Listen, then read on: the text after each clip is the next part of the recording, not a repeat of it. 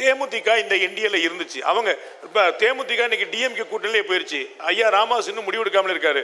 அப்போ நீங்க ஃபர்ஸ்ட் ப்ரிஃபரன்ஸா இல்லையோ? அப்படிலாம் இல்லை. நாங்கள் ஃபர்ஸ்ட் ப்ரிஃபரன்ஸாக இருக்கிறதுனால தான் நாங்கள் ஒரு பலமான கூட்டணி அமைத்திட்டோம். அவங்களோட ப்ரிஃபரன்ஸ் இந்த நேரத்தில் அவங்களோட ப்ரிஃபரன்ஸ் எதுவாக இருக்குன்னு நீங்கள் கேட்கணுமே தவிர நாங்கள் ஃபர்ஸ்ட் ப்ரிஃபரன்ஸாக இருக்கோமான்னு கேட்கக்கூடாது. நாங்கள் ஃபர்ஸ்ட் ப்ரிஃபரன்ஸாக தான் இருக்கிறோம். ஆனால் அங்கே போய் கூட்டணி சேர்ந்தவங்களோட ப்ரிஃபரன்ஸ் வேற மாதிரி இருந்ததுன்னா அதுக்கு நாம் என்ன செய்ய முடியும்? அதைத்தான் நான் சொல்றேன். விஜயகாந்த் காலத்துல இருந்து அவங்க உங்க கூட டிராவல் பண்ணிருக்காங்க. அப்ப ஆட்டோமேட்டிக்கா உங்களை தான் தொடரணும். அப்ப ஏன் போறாங்கன்னு பார்க்கணும்ல, ஏன் வெளியே போறாங்கன்னு பார்க்கணும்ல. அதாவது அது அவங்க கிட்ட தான் நீங்க கேட்கணும், ஏன் வெளியே போறாங்க அப்படின்னு. உங்களுடைய செயல்பாடு சரியில்லாம இருக்குமோ? அப்படிலாம் ஒன்றும் இல்லை. எங்ககிட்ட ஒன்றும் இல்லை. எங்கிட்ட எல்லாமே நல்லா இருக்கு. எங்கிட்ட எல்லாம் நல்லா கூட்டணி வைத்திருக்கிறார்கள். அவங்களோட நோக்கமும் ப்ரிஃபரன்ஸும் கூட்டணி சேர்றதா இல்லைன்னா வேற ப்ரிஃபரன்ஸ் இருக்கான்னு அவங்க தான் முடிவு பண்ணணும். அதனால அவங்க போயிட்டாங்க அப்படின்றதுக்காக நாங்கள் பலமிழந்தும் போகலை, அவங்க அங்கே போய் சேர்ந்துட்டாங்கன்றதுக்காக திமுக பலமாகியும் போகலை. இதில் நான் ரொம்ப தெளிவாக நாங்கள் இருக்கிறோம். 2024 மக்களவை தேர்தலில் ஏடிஎம்கேவும் நீங்களும் தனித்தனியாக சந்தித்த போது பல இடங்களில் ஏடிஎம்கே பின்னுக்கு தள்ளினீங்க. அதாவது பாராளுமன்ற தொகுதியிலே கிட்டத்தட்ட ஒரு 12 தொகுதியில் அவங்களை பின்னுக்கு தள்ளினீங்க. அதை சட்டமன்றமாக கன்வெர்ட் பண்ணி பார்த்தா கிட்டத்தட்ட 70-72 சட்டமன்றத்தில் அதிமுக பின்னாடி தள்ளி நீங்கள் வந்தீங்க.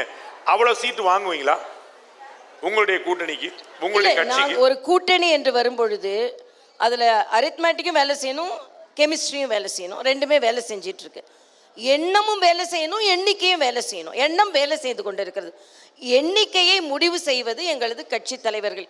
இந்த தமிழ்நாடு சூழ்நிலைக்கு எப்படி, யார் பலம், எப்படி பலத்தை நம்ம வெளிக்காட்ட முடியும், நாம் எண்ணிக்கையை பேசி அதில் எந்த குழப்பமும் வந்துடக்கூடாது. அதே நேரத்தில் திமுகவை தோற்கடிக்க வேண்டும் என்பதே நம்மளோட ஒற்றை குறிக்கோள். இதையெல்லாம் வைத்து தான் எண்ணிக்கையை முடிவு செய்வார்கள். அதனால எண்ணிக்கையை வைத்து பலத்தை எவ்வளவு சீட் அலோகேஷன் அவங்க ஸ்ட்ரென்த்தே பார்க்குறோம். நம்ம திமுக கூட்டணியில் பார்க்குறோம், கடந்த முறை போட்டியிட்டது ஒருத்தர் கம்மியாக கொடுக்குறாங்க. அப்போ அவங்க பலவீனமாக இருக்கும் அப்படிங்கிற விமர்சனத்தை வைக்கிறோம். நீங்கள் ஏடிஎம்கேவே பல இடங்களில் முந்தின, ஏடிஎம்கே தான் நம்ம தமிழில் நம்ம நம்பர் 1 கட்சி, அவர்களையே நீங்கள் பல இடங்களில் முந்திரிக்கும் போது அந்த லைன் ஷேர் பிஜேபி எடுக்குமா? இல்லை, நாங்கள் எங்கெங்கெல்லாம் பலமாக இருக்கிறோம் அப்படின்றத நேற்றே எங்கள் தலைவர் சொல்லியிருக்கிறாரு. அவங்களும் பலமாக இருப்பாங்க, நாங்களும் பலமாக இருக்கிறோம். அந்த தொகுதிகளை கேட்பதில் தவறில்லைன்னு. கூட்டணி பேச்சுவார்த்தை என்பது கிவ் அண்ட் டேக் தான். நீங்கள் இந்த நேரத்தில் எந்த மாதிரி பேச்சுவார்த்தை நடத்தணும், நம்ம பேச்சுவார்த்தை எதிரணியை பலவீனமாக்குன்றது ஒன்று தான் கூட்டணியின் நோக்கமாக இருக்க வேண்டுமே தவிர நாம் பேச்சுவார்த்தை நடத்தி பலவீனமாகிவிடக்கூடாது என்பதில் பேச்சுவார்த்தையில் அர்த்தம் இல்லை.